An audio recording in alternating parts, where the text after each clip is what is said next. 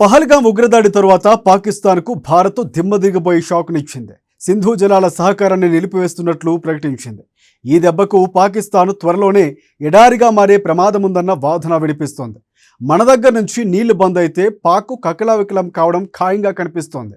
ఈ నేపథ్యంలో భారత్ తీసుకున్న నిర్ణయం పాకిస్తాన్పై మరొక సర్జికల్ స్ట్రైక్ లాంటిదేని అంటున్నారు.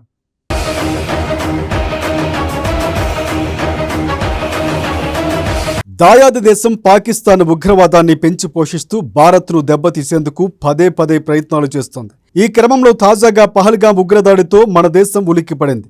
ఏకంగా 26 మంది పౌరులు ఈ టెర్రర్ అటాక్లో ప్రాణాలు కోల్పోయారు. మృతుల కుటుంబాల రోధనలు చూసి యావత్తు దేశం కంట తడిపెడుతోంది. ఆ కన్నీటి దృశ్యాలు చూసిన వారి ప్రతి ఒక్కరి గుండె తరుక్కుపోతోంది. ప్రపంచాలన్నీ ముక్త కంఠంతో ఈ మారణ హోమాన్ని తీవ్రంగా ఖండించాయి. ఈ నేపథ్యంలో ఇన్నాళ్ళు శాంతి మంత్రం జపిస్తూ ఓపిగ్గా ఉన్న భారత్ ఇక పాకిస్తాన్కు మూతోడు జవాబు ఇవ్వాలన్న నిర్ణయానికి వచ్చింది. దాయాది దేశానికి దిమ్మ తిరిగిపోయే వాటర్ కౌంటర్ ఇచ్చేందుకు సిద్ధమైంది. అందులో భాగంగానే భారత్ నుంచి పాక్కు నీళ్లు బంద్ చేయాలని నిర్ణయం తీసుకుంది. సింధు జలాల సహకారాన్ని నిలిపివేస్తున్నట్లు ప్రకటించింది. పక్క దేశానికి పెద్ద షాకే ఇచ్చింది.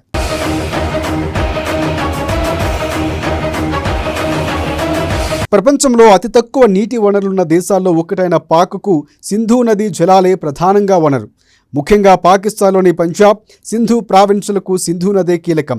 ఎందుకంటే అక్కడ వ్యవసాయ భూముల్లో 80% పంజాబ్, సింధు ప్రావిన్స్లో ఉన్నాయి. ఆ భూములకు సింధు జలాలే ప్రాణాధారం.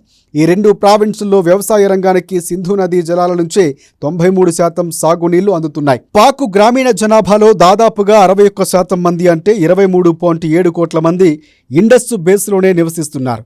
ముఖ్యంగా గోధుమలు, వడ్లు, చెరుకు, పత్తి వంటి పంటల ద్వారా ఇండస్ బేసిన్ ప్రాంతం నుంచే పాకిస్తాన్ జీడీపీకి 25% వాటా సమకూరుతోంది.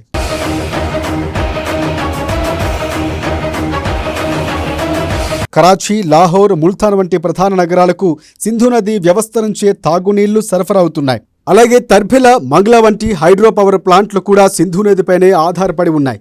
ఆ ప్లాంట్లు పాక్ కరెంటు సప్లైలో కీలక పాత్రను పోషిస్తున్నాయి. ఒకవేళ ఇండస్, జీలం, చీనాబ్ నదుల నుంచి నీటి ప్రవాహాలు తగ్గిపోతే పాక్లోని ఇండస్ బేసిన్ అంతా తీవ్రమైన నీటి కరువు ఏర్పడుతుంది. వ్యవసాయం సంక్షోభంలో పడుతుంది. కోట్లాది మందికి ఆహార భద్రత కరువు అవుతుంది. అనేక సిటీలకు నీటి సప్లై నిలిచిపోయి గందరగోళ పరిస్థితులు తలెత్తుతాయి. ఇండ్లకే కాదు, ఇండస్ట్రీలకు కరెంటు సప్లైకి ఇబ్బందులు వస్తాయి. ఉపాధి కోల్పోతుంది. నిరుద్యోగం, ధరలు విపరీతంగా పెరుగుతాయి. దీర్ఘకాలం నీటి ప్రవాహాలు అడ్డుకుంటే పంజాబ్, సింధు ప్రావిన్సులు ముందు ఎడార్లుగా మారుతాయన్న హెచ్చరికలు వినిపిస్తున్నాయి. చివరకు ఇండస్ బేస్ నుంచి ఇతర ప్రాంతాలకు ప్రజలు వలసలపోయే పరిస్థితులు పొంచి ఉన్నాయన్న వాదన వినిపిస్తోంది. ఇప్పటికే పాకిస్తాన్ ఆర్థిక పరిస్థితి అస్సలు బాగాలేదు. చాలా ఏళ్ల తర్వాత ఇప్పుడిప్పుడే కోలుకునేందుకు పాక్ ప్రయత్నాలు చేస్తోంది. ఇప్పుడు సింధు నదీ జలాలు నిలిచిపోతే మాత్రం దాయాది తీవ్రం మరింత సంక్షోభంలో కూరుకుపోవడం ఖాయమన్న వాదన వినిపిస్తోంది.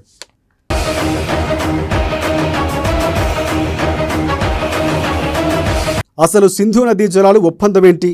భారత్, పాక్ మధ్య ఎలాంటి ఒప్పందం జరిగింది చూస్తే, సింధు నది టిబెట్లో పుట్టి భారత్, పాక్ మీదుగా 3180 కిలోమీటర్లు ప్రయాణించి అరేబియా సముద్రంలో కలుస్తుంది. మార్గమధ్యంలో ఈ నదిలోకి ప్రధానంగా 6 ఉపనదులు కలుస్తాయి. అయితే దేశ విభజన తరువాత సింధు జలాల నిర్వహణపై భారత్, పాక్ మధ్య ప్రాజెక్టులు కట్టడం, నీటిని వాడుకోవడం, ఇతర విషయాల్లో తలెత్తిన వివాదాలు వచ్చాయి. దీంతో 1960లో వరల్డ్ బ్యాంక్ మధ్యవర్తిత్వంతో అప్పటి భారత ప్రధాని జవహర్లాల్ నెహ్రూ, పాకిస్తాన్ ప్రెసిడెంట్ జనరల్ ఆయుబ్ ఖాన్ సింధు జలాల ఒప్పందంపై సంతకాలు చేశారు. ఈ ఒప్పందంలో భాగంగా భారత్కు తూర్పు నదులు రావి, సట్లెజ్, బియాసులపైన, పాకిస్తాన్కు పడమర నదులైన సింధు, జీలం, చీనాబ్ నదులపైన నియంత్రణ ఉంటుంది. దీంతో భారత్లో ఉన్న సింధు నదుల వ్యవస్థ ద్వారా ప్రవహించే మొత్తం నీటిలో భారత్ సుమారు 30% వాటా పొందగా మిగిలిన 70% వాటా పాక్కు లభించింది. అయితే ఈ ఒప్పందం పశ్చిమ నదుల నీటిలో విద్యుత్ ఉత్పత్తి, చేపల పెంపకం మొదలైన వాటి కోసం ఉపయోగించుకోవడానికి అనుమతిస్తుంది. ఈ నేపథ్యంలో ఈ ఒప్పందం వల్ల భారత్ కంటే ఎక్కువగా పాకిస్తాన్ లబ్ధి పొందుతుందనే వాదన కూడా ఉంది. అయినా మన దేశం మాత్రం ఏనాడు దీనిపై అభ్యంతరాన్ని వ్యక్తం చేయలేదు. సింధు జలాల విషయంలో ఎలాంటి నిర్ణయమూ తీసుకోలేదు.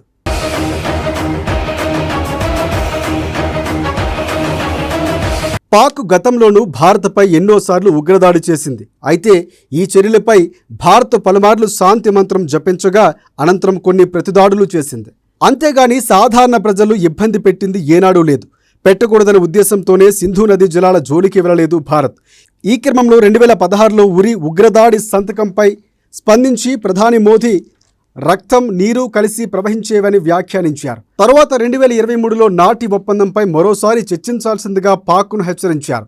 అయితే పాక్ మాత్రం 1960 నాటి ఒప్పందానికి కట్టుబడి ఉండాలని కోరింది. దీంతో వార్నింగ్ల వరకే భారత్ పరిమితమైంది. కానీ ఈసారి మాత్రం భారత్ కఠిన నిర్ణయం తీసుకోక తప్పని పరిస్థితి ఏర్పడింది. సింధు జలాల సహకారాన్ని రద్దు చేస్తున్నట్లు ప్రకటించింది భారత్. ఇప్పుడు ఈ ఒప్పందం రద్దయితే పాక్పై వాటర్ దెబ్బ పడటం ఖాయంగా కనిపిస్తోంది. ఎందుకంటే సింధు నదీ జలాలు పాక్కు వెళ్లకుండా భారత్ ఆనకట్టలు కట్టుకోవచ్చు, లేదా భారత్లోని ఇతర ప్రాంతాలకు నీటిని మళ్లించుకోవచ్చు. ఇదే గనక జరిగితే నీటి కటకట్టతో పాకిస్తాన్ ఉక్కిరి బిక్కిరి కావడం ఖాయంగా కనిపిస్తోంది.